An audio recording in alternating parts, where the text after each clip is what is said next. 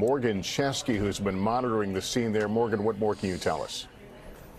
Yeah, Lester, that information is still preliminary, but it is confirmed as of this hour as a result of this school shooting that, as you say, was first reported around 10:23 local time at Apalachee High School.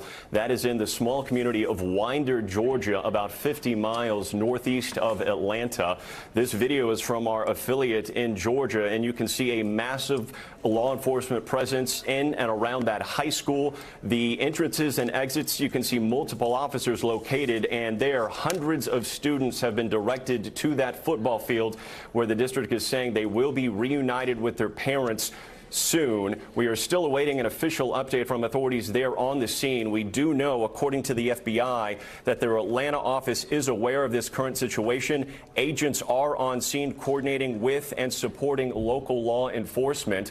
Our affiliate there reported at least one medical helicopter taking someone away from that scene. Of that number impacted that you mentioned, Lester, 2 confirmed fatalities, 4 confirmed injured. I think it's very important to stress that the gunman is in custody at this time. We do not know if they are one of those who are wounded or the weapon that was used. We're only hearing reports that gunfire took place inside this high school around 10:23 local time.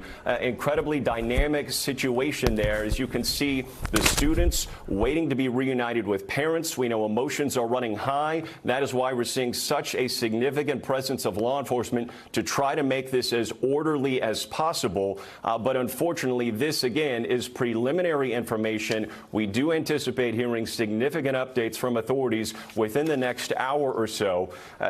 Georgia Governor Brian Kemp, within the last few minutes, Lester, has directed all necessary state resources to assist in any way possible at this scene. And we are seeing the students walking from the school to that football field.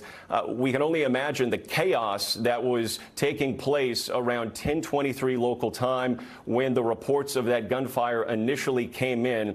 Lester, this is a community of only about 19,000 people in Winder, Georgia, and at last check, the enrollment of this high school is 1,800. There are no strangers at this school.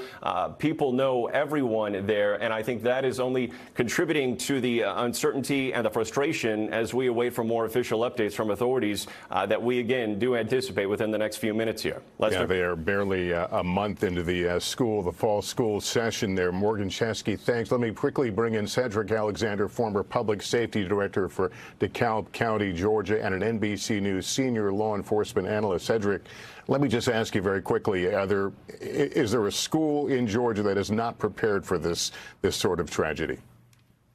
Well, there shouldn't be any school in America that's not prepared for these unfortunate tragedies that occur, Lester. And this is just another one of those cases that has occurred in this country. And it certainly is indicative of an ongoing issue around campus security and further reaches out into issues we have around guns in the country as well. Yeah. All right, Cedric, thanks very much. We continue to watch these pictures. We've seen a huge police presence, as you might imagine. And earlier we saw parents, caregivers there to pick up their loved ones. Once word was that the school was deemed safe. And again, the suspect is in custody, but the early reports, at least two dead and 4 injured.